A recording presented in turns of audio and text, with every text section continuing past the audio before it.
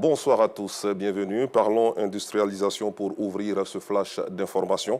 Le Salon international pour la promotion et l'industrialisation des pays producteurs et consommateurs de matières premières agricoles a fermé ses portes le mercredi dernier.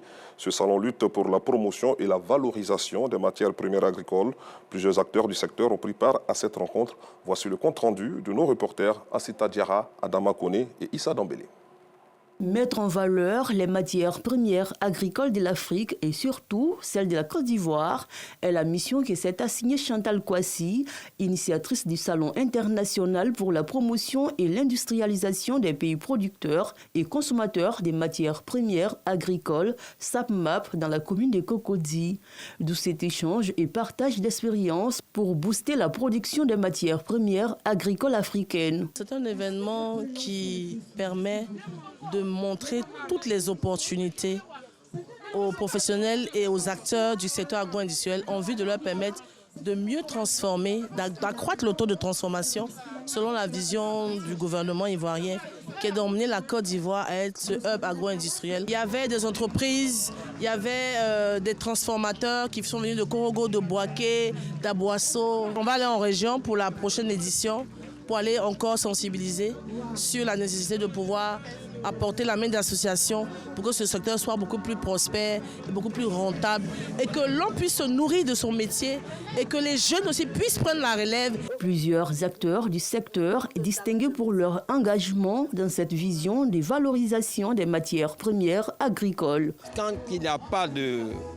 producteurs, il n'y a pas de transformation ni de consommateurs.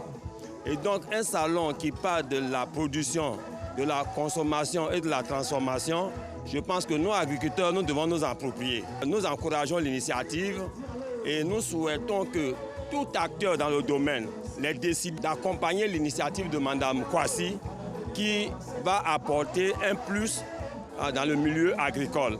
Le SAPMAP, organisé par Chantal Kouassi, est à sa première édition. Ce sont plus de 60 exposants qui ont proposé une variété de produits agricoles aux visiteurs pendant plus d'une semaine.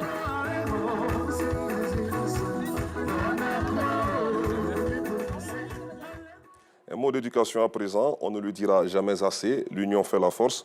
À Achokwa, village de la commune de Bingerville, la communauté l'a démontré à travers la réhabilitation de l'école primaire, construite par un fils de la localité depuis 1962.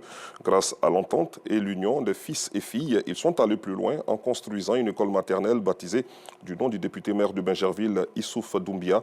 L'édifice a été inauguré hier. Le reportage de Clément Boko et Kader Batil à 19h30. Direction le nord de la Côte d'Ivoire, dans le Worodougou, où le centre de santé rural de Tiema, dans la sous-préfecture de Worofla, vient d'être équipé en matériel médicaux pour permettre aux populations d'accéder aux soins de qualité. Un don du ministre de la Santé, de l'Hygiène publique et de la couverture maladie universelle. Il a été rendu possible grâce à un fils du village. Les détails avec nous Sangaré tout à l'heure dans la grande édition. Restons à l'intérieur du pays pour dire qu'un vent de cohésion, de fraternité, de solidarité souffle à Zemena-Flavinan, dans le département de Saint-Fra. Du 16 au 17 août dernier, la communauté du centre-ouest de la Côte d'Ivoire a vibré au rythme des journées socio-culturelles baptisées Zaplasia 2024. Des précisions avec Bienvenue Kwao à 19h30.